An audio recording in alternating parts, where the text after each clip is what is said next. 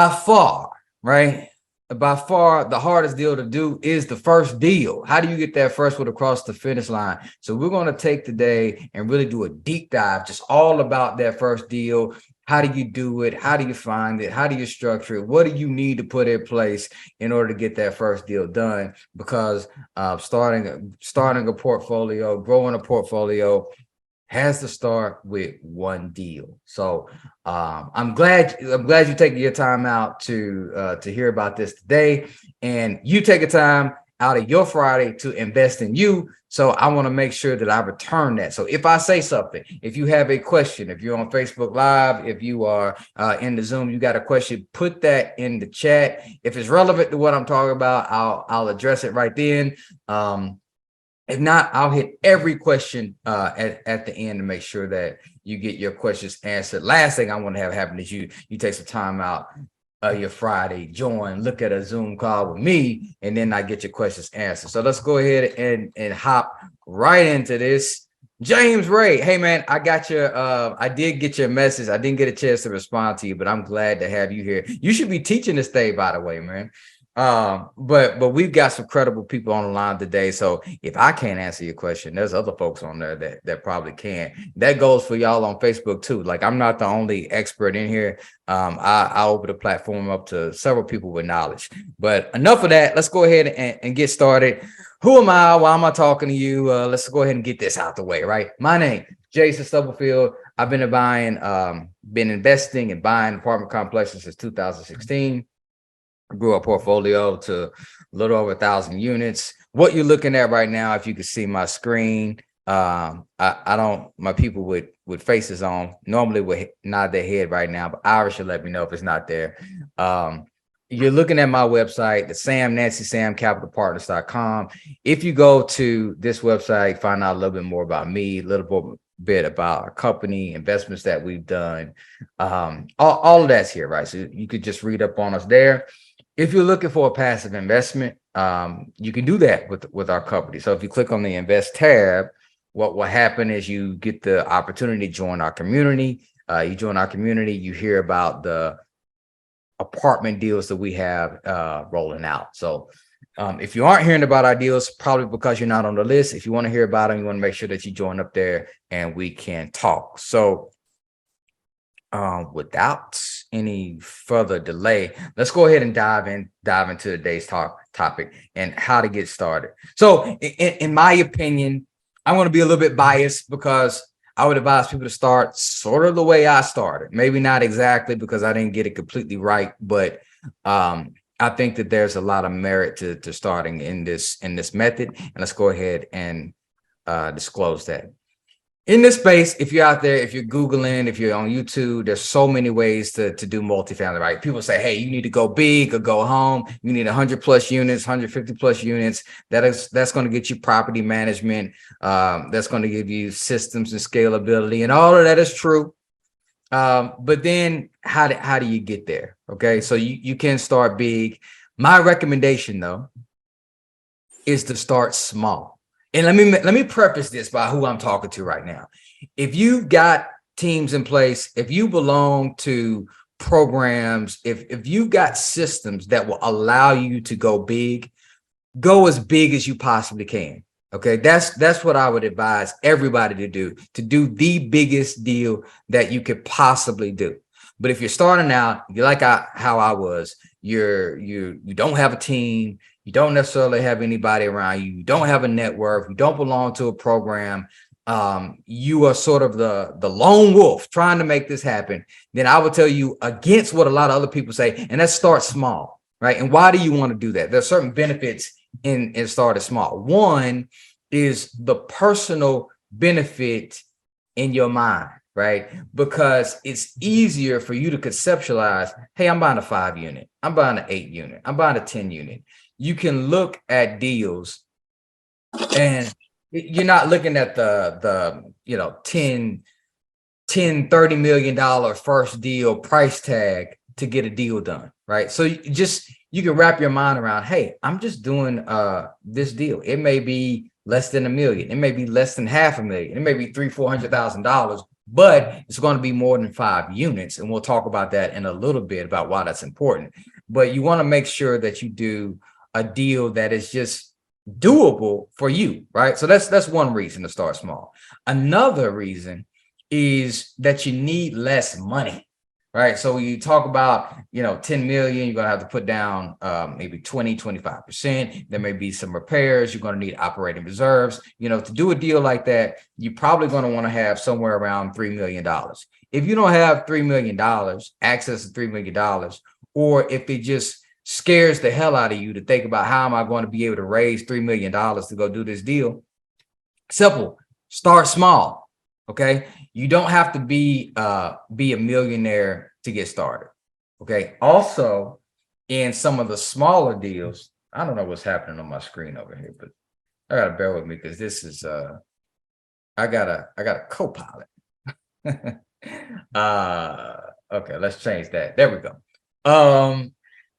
So also you can do creative financing on smaller deals. So when you get into smaller deals, it's not that much. Usually your owners are not going to be the larger institutional type owners. You're probably talking about mom and pop owners. And so there's the ability to get creative with doing that, right? So you could just talk to a seller, work something out, especially in today's climate with bank financing changing the way it has over the last 8 to 10 months, right? There's a way to get creative when it comes to financing. Another huge reason for you to start small is that you may have the money, right? If you start small, you say, hey, if I buy a property at 800 grand or $500,000, you may have the income yourself, right? That could be in savings. That could be in the form of a home equity line of credit that you have on your primary residence, or if you're coming from a single family space, you've got a rental portfolio. You can leverage that to find money for the down payment, and now you get to throw out all that money raising stuff and kick that can down the road for a later day, and you can just focus on doing a deal. Trust me, you got enough issues to worry about already, so that you could just focus on doing deals, right? That's enough on your plate. So all of those, and even 401k, right? If you're like me, one of the key reasons for me even starting it in multifamily was just understanding that 401k plan that my old employer was talking about was not going to take care of me. So if it's not going to take care of me, hell, I don't need it, right? So you may want to leverage that. Hell, I would. So I wouldn't tell anybody not to do it. But if you do that, right, you definitely want to make sure that you know what you are doing with the money. Okay. And so last thing I'll say about one of the personal benefits of starting small is that if you have to come up with money, right, if you do need an investor, you could probably get this done with a single investor, one person, one guy, one girl, one person, right, to be your investor to get it done. Maybe 2 or 3. It's a lot less daunting to think about. I need to go find one person to help me out with a check versus saying I got to go find 20 investors and you've never done a deal before. All right. So those are the personal benefits of starting small. Now I want to go into some of the investment benefits of starting small, right? And that's going to be less competition, right? So if you are looking at 8 unit, 10 unit, 12 units, there's less competition on those type of properties because a lot of the larger apartment buyers aren't looking at those deals. And what really kills me is that a lot of programs, they tell you to go buy a property, go big, go get you 150, 200 unit in a primary market, right? You're looking in a hot market like Orlando, Florida or something, and they expect the newbie, the person that's never done a deal before, no track record, anything, to go compete with all these other investors who've got track record, who've got proof of funds, who got a portfolio of thousands of units that they already bought, and expect you to compete and buy a deal. It's going to be very challenging for you to do that. And so maybe I'm on my soapbox a little bit, but it irritates me because what happens is you end up submitting all these offers. You take 6 months 8 months, years out of your life trying to find a deal. You never get a deal done because you can't get an offer accepted because you're trying to go too big, too fast. All right. So if you go smaller, what you'll find is there's less competition. There's less requirements from the owner. They just want somebody to buy this property, and you have the knowledge, the means to be able to make it happen. Okay.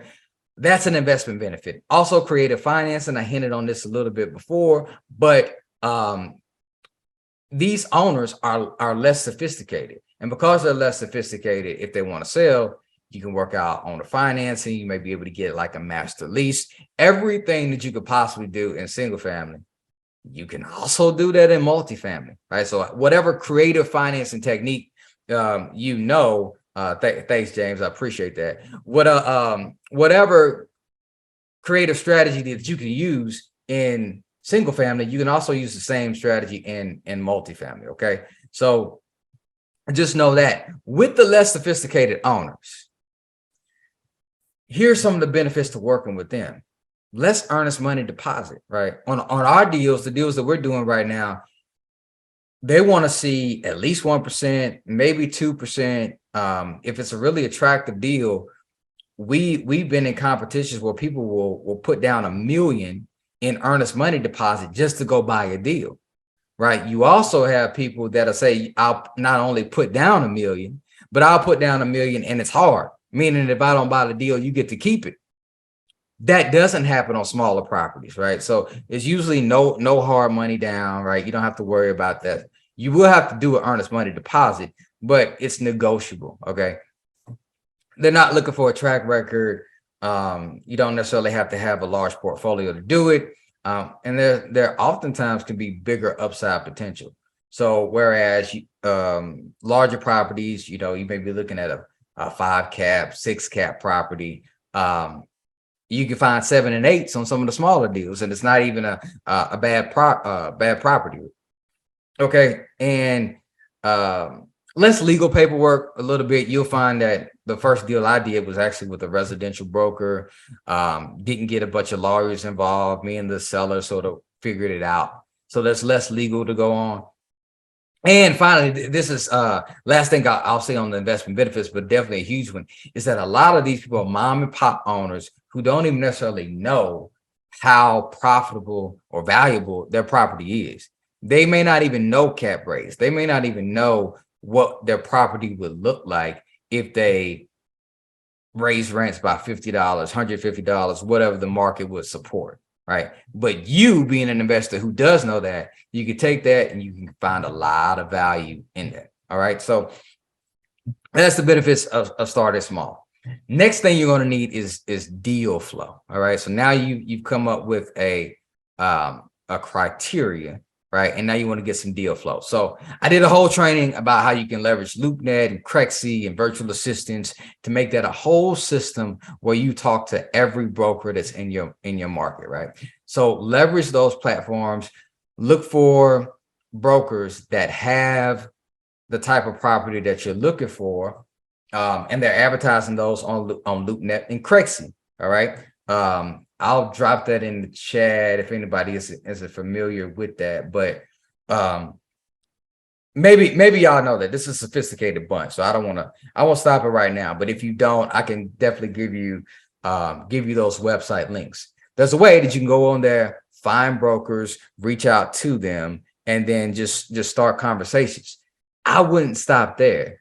If you are looking at these brokers that are smaller, okay. Angela Hughes says, yes, I need those website links. You know what? Let's do it the fast way. I got time today. Let's go ahead and make it happen. So I'm gonna share my screen real quick. There was another tutorial where I did this. So one is loopnet.com. If you go to loopnet.com, over here, the 3 dots, you can go there. You go to find a broker. Okay. Enter in your location. And this is going to spit out. Let's just say I'm in Georgia. So I'll put Georgia in here. Pop that. Boom.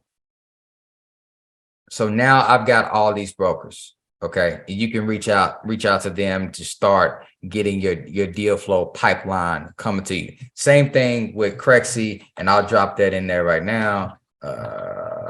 Crexy.com and loopnet.com. Okay. Boom. So those two websites that you can leverage. But let me go into a little bit more detail about how to leverage them. What I would do is find the brokers who are listing out unit sizes that are meet your criteria. You're looking for 5 units, you're looking for 8 units, 12, 20, whatever it is. And then I would call them up, because most brokers don't put all of their listings on LoopNet and Craigslist. They'll put some of them. I've talked to brokers that actually just leave a property that's under contract or a property that's sold, and they'll leave it there. It's just like their bait. You know what I mean? Like it's lead generation for them for more buyers. So you call that broker up and tell them the type of property that you're looking for. More times than not, you'll find that they have other deals that maybe aren't on LoopNet, aren't on Craigslist, that they can show you, or you tell them what you're looking for, and now you can put that broker in your pocket, right? If you tell them that you're looking for 8 units, they will start looking for 8 units on your behalf. Okay, so that's one way to get your deal flow up. Another way, and this is especially helpful in smaller units, is leveraging wholesalers. All right, so you'll have wholesalers that are marketing for single family. Every now and then they come across multifamily. Okay, so you find the best wholesaler in your market. Tell them, hey, I'm trying to go big for you, man. I don't want the 3-2 single family. I want your larger multifamilies. So okay, so you talk to them. Now you got wholesalers out there looking for you. Some people tell you to start a direct mail campaign, send out emails and flyers. I've never done it, right? In my opinion, it's a lot of work. It's a whole nother system. And why not just leverage somebody who's already got the system and have them start working for you, right? Move to the top of the food chain and just say, all right, now you've got a few wholesalers, let them bring you deals. And that can help you with your deal flow. Another thing, these wholesalers don't know what they're doing either. All right, so that's a benefit to you, because they knew that there was $300,000, $400,000, $500,000 in equity in this deal. They would buy it themselves, right? But you get the benefit from the fact that they're a little bit inexperienced, and that can work for your favor. But sometimes it backfires, right? So when you're talking with somebody who's inexperienced and they're listing out a property, here's what's going to happen. They're either going to grossly overprice the property because they got no idea what it's worth, or they're going to grossly underprice the property because they don't know what it's worth, okay? But if you understand commercial real estate, you understand what it is worth, you can use that to your advantage, find deals, and the overpriced deals are just going to sit on the market for a while anyway. Okay, so that's working with wholesalers. Next way to get deal flow, all about your deal flow right now. Leverage residential real estate agents. If you tell your residential real estate agent, hey, I'm looking for deals, but I only want to see your multifamily. I only want to see your 5 units and up properties.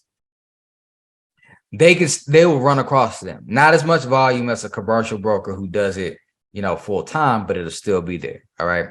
And so with everybody that you're talking to, from the broker that you meet off LoopNet, from the wholesaler to the residential agent, you want to sell everybody on your vision. My vision is that I want to own whatever, thousands of units, however many units you plan on. But this is not my one-time deal. All right. So if you could tell people that you're buying apartments, that you're looking to go big, and you need this first deal to get started, people will understand what you're looking to do. And if you're a buyer in that space, if you're a buyer of 12 units, of 15 units, of 20 units, you get added to the list. And residential agents and also brokers want to grow with you. Wholesalers will want to grow with you. So tell them what you're trying to do, put them on your team, and have them start getting you deals. Okay. Deal criteria. All right. So if you're going to do this, you need to, actually, I should have put this first, but we're here now, right? You need to know your deal criteria when you start reaching out to people, okay? So I say 5 units and up.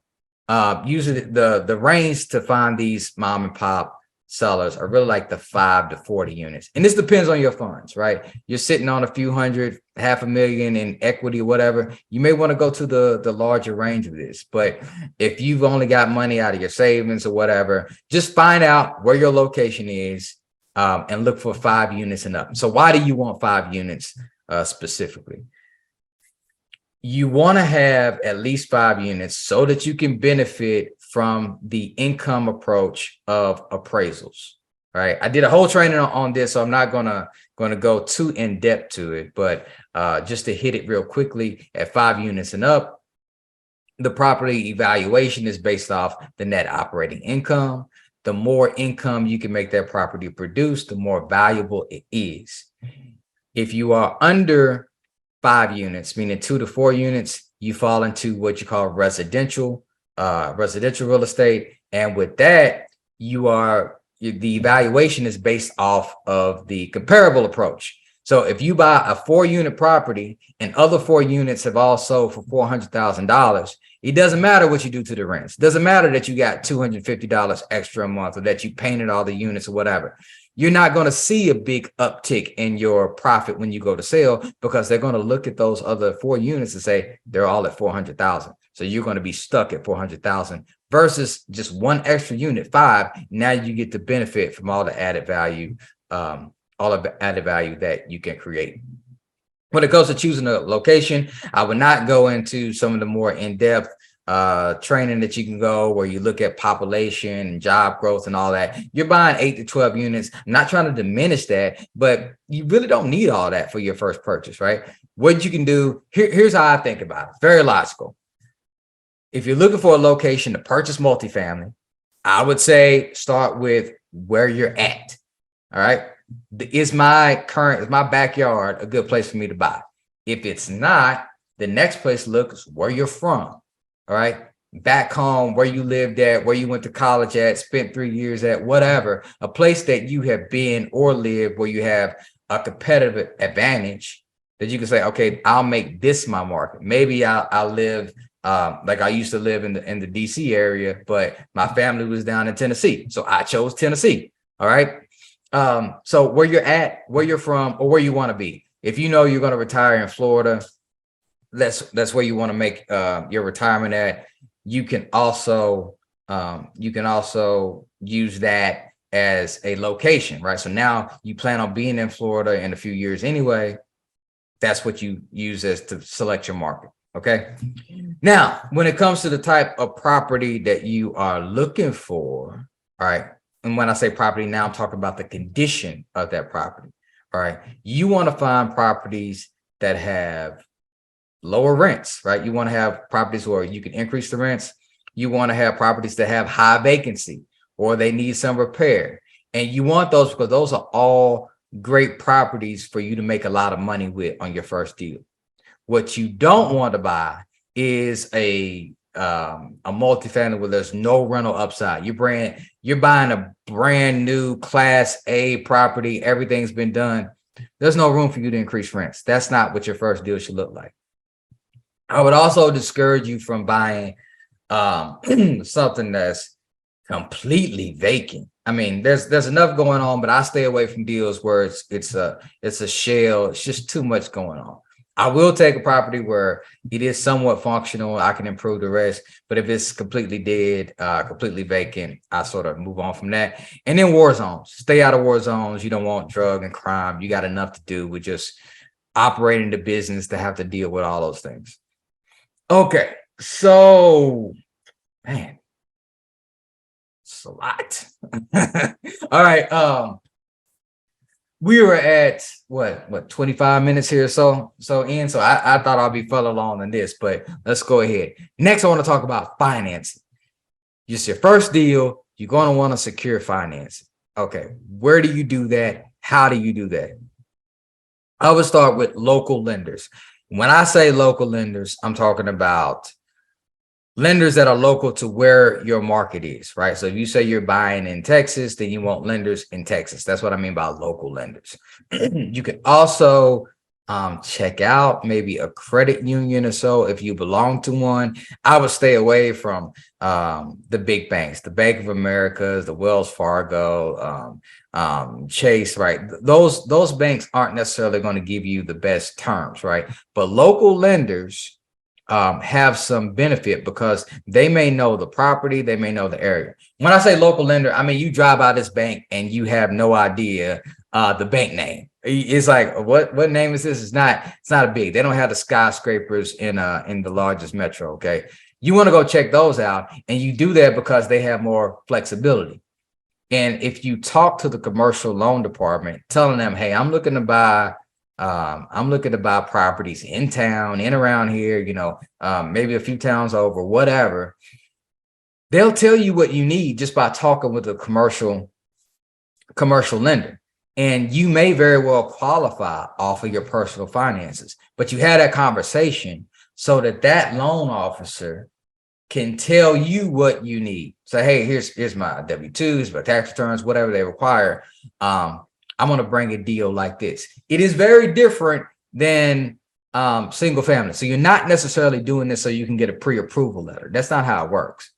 But you tell that commercial loan officer what you're trying to do and just have a conversation. If they ask you for these things, you can provide them. If not, sort of move on. But on my first deal, first two deals, actually, I qualified without necessarily having to have net worth requirements, liquidity requirements, all of that. And it's because I was working with local lenders. All right. So leverage them. Also, you may want to work with mortgage brokers. And the benefit of working with a mortgage broker is they're going to shop your deals to several other people, right? So they'll help you find other banks, smaller banks, equity firms that you may not know about, and they can help you structure your deal, right? So you do this. Let me say this too. You do this as you have the deal, right? Because if you talk to them, you're going to get a very generic conversation. This can be for the local lender too. If you go to them to say, hey, I want to buy something, you're going to get a very generic conversation. Why? Because loans are based off of the income approach. So if they don't know the income of the property, it's hard for them to tell you what type of loan they would give you. They'll give you some general terms, 25%. You're probably looking at 5 to 10 year term, 25% down payment, 25-year amortization, stuff like that. But they're not really going to get into the weeds until you have a live deal. All right.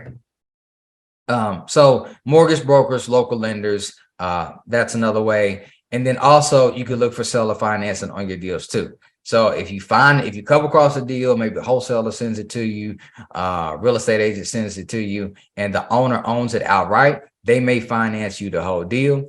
If not, you can do a combination of lender and seller financing. This doesn't work on the bigger deals, not nearly as much, but on smaller deals, you may be able to find that the seller will finance you a certain percentage of the down payment. For instance, let's say you're buying a property, it requires 25% down. You may only have 10%.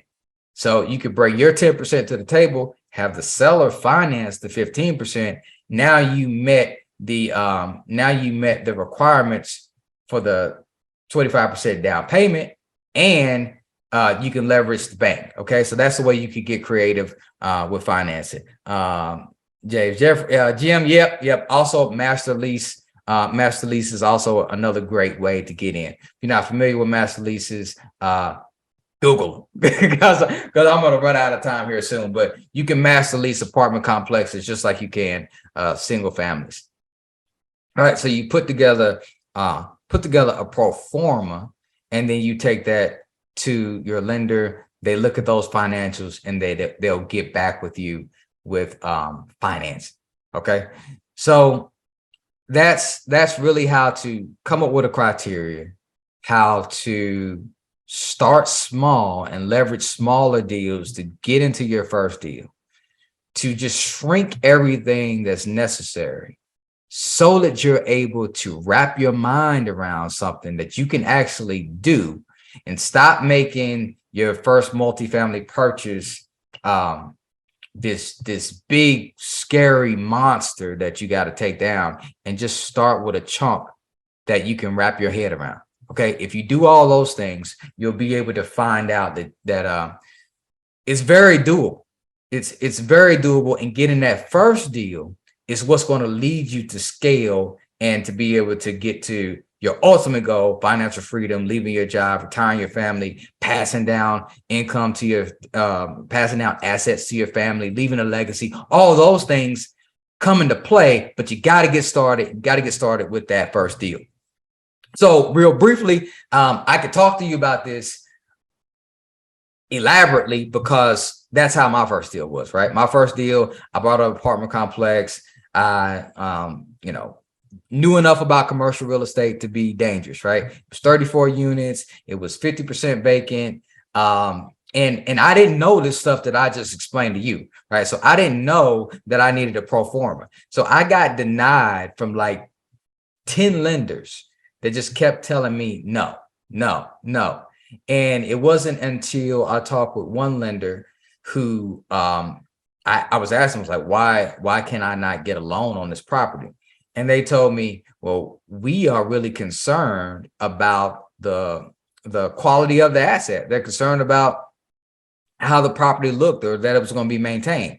And at that point, I realized that he had no idea what I was going to do with the property. So when I got started, I had a single family mindset. I had my tax returns all in this nice binder. Had a little resume about who I was and in my single family properties. And I was trying to go buy an apartment complex, and I'm giving them this nice binder, and they're telling me kick rocks, we're not giving you a loan.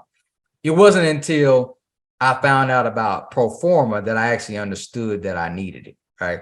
And when the lender told me, you need to give me a pro forma, I said, okay, I'll do that for you. And then I hung the phone up and I went to Google and said, what's a pro forma? Because I had no idea what that was.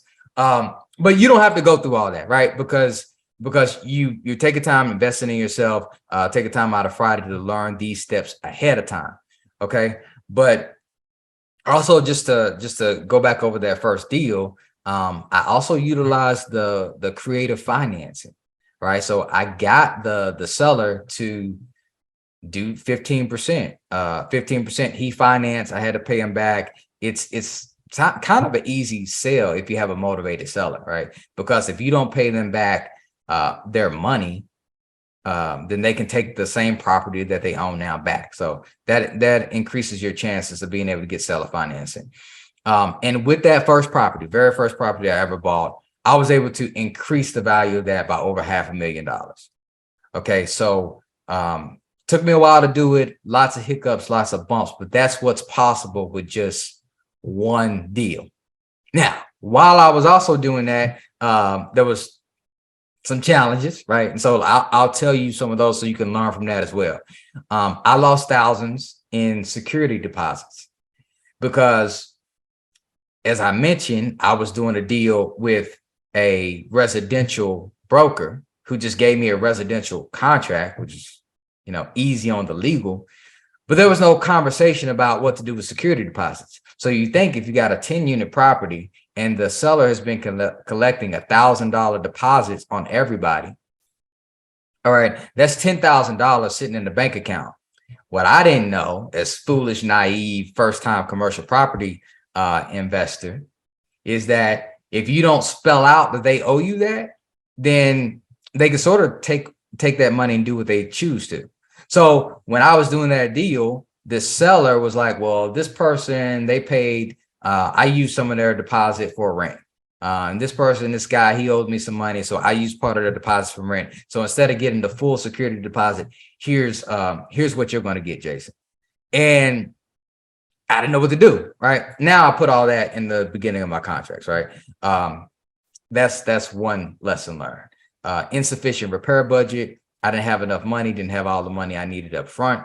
Make sure that you try to do that. You can also find banks that will loan you the repair money. And I did not prepare myself for C-class property. You have takeover, you start changing things, you start renovation, people move. So that was my issue, that people moved out.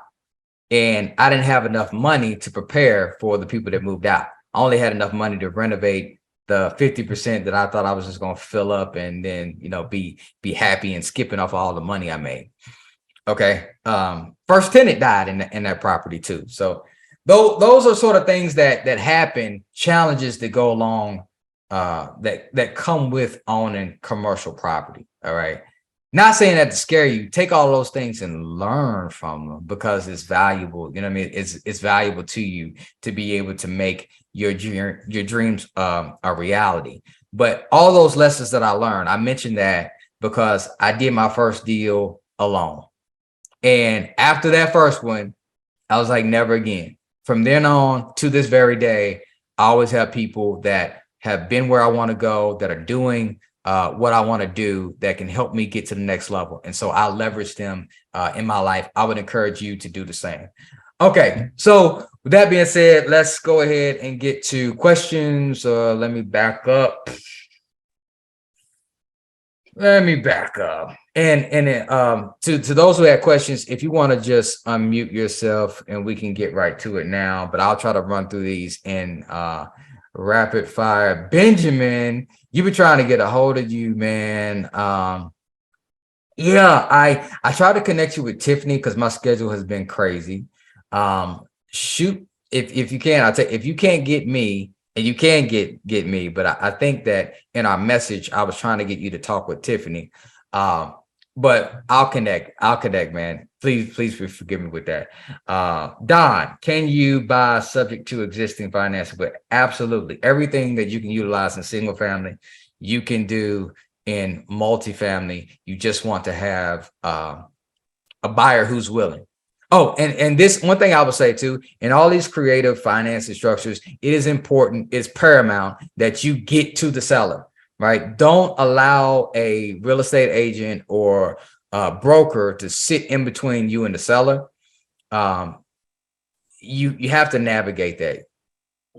They're concerned that you and the seller, if they connect you, right, they're scared they're going to lose out on the little commission and they won't get paid from the transaction. What I like to do is assure them, hey, Mr. Broker, I want you to get paid. I want to make sure that you earn every dime of your commission, but I need to talk to that seller so that we can work something out. And I don't want you doing my talking for me, right? So be firm on that and make sure that you get direct access.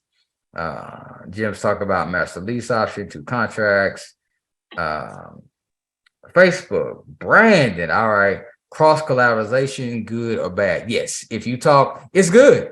It's good. You want to talk to the lender, ask them about cross collateralization. If you own other properties, can you use the equity in that to suffice for your down payment in some new properties? Absolutely. Chris Fields, all the lenders I've spoken with wanted me to put spin in the game, not from seller financing to cover the down payment. Who was the lender? So my lender may not be a good lender for you because my property was in Tennessee and I used a lender who was local to Tennessee. I would do that, but what I would say, for one, you need a lot of lenders. I would not just talk to one lender. As I mentioned, I got denied from probably 9 lenders before the 10th one said yes. Okay, so you want to make sure that you utilize that too. And skin in the game is real, but it doesn't have to be necessarily your skin. So earlier I mentioned how you may have one investor. So if you have this, maybe you and an investor joint venture, you put in the money you have. Your investor is the primary money guy on the deal. You do the work, y'all split the equity.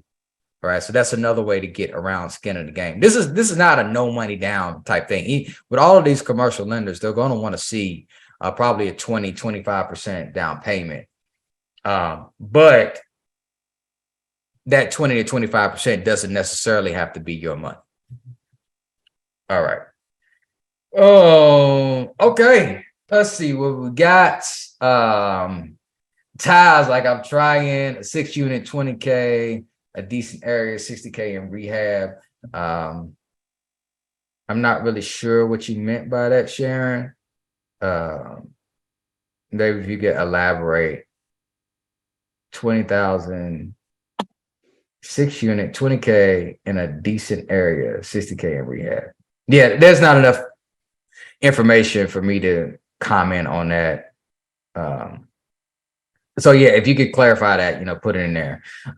Let's see, Brandon, again, at what point is a sponsor needed? Is it a certain threshold where net worth must be more than the property? So that's why I said the benefit of starting small, the benefit of talking to those brokers before, to those either mortgage brokers or local lenders prior to your deal. They may say, for anything above $1 million or anything X amount of dollars, you need someone with net worth or sponsor. But some of the local lenders may not, right? These are banks that sort of have their own money to lend. So if you have a relationship with a commercial lender, it's really just talk with them, right? What will you loan me? What do I need to get qualified? Here's a sample property. I'm looking at buying this 6-unit property. What do I need? Have them tell you. And then at that point, if they say, hey, you're going to need a sponsor, well, then you go get a sponsor. All right.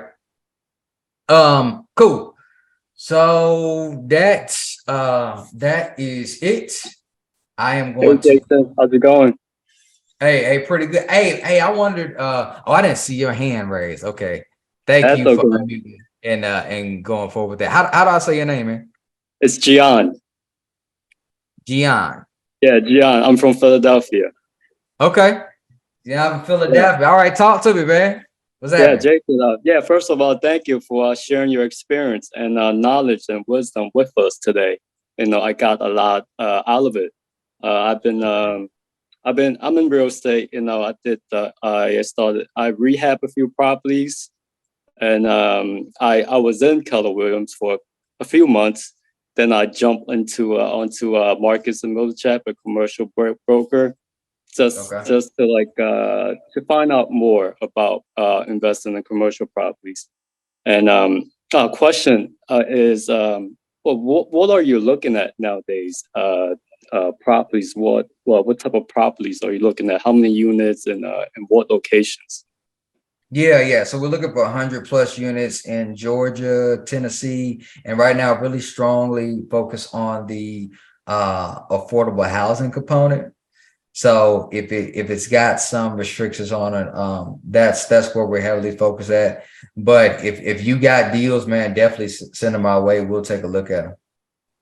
Right. Okay. Gotcha. And as for a general partner, like what do you look for in a person where you know uh, if someone brings a deal and they're more they will invest in the deal themselves, of course.